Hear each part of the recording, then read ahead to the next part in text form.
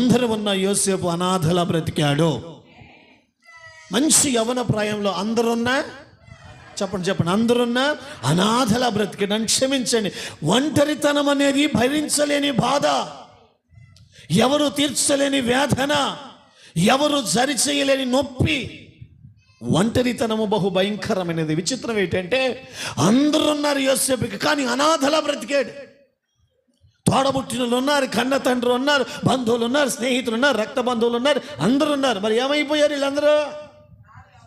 చెప్పండి నాన్న.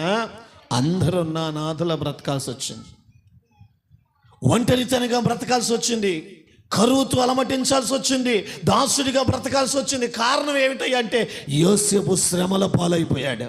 విచిత్రం ఏం చెప్పమంటారా? అదే యోసేపు అంటాడు, ఏమని? నేను అప్పుడు శ్రమ పడ్డాను, ఇప్పుడు అది నాకు మేలాయను. చేతులు కాళిగా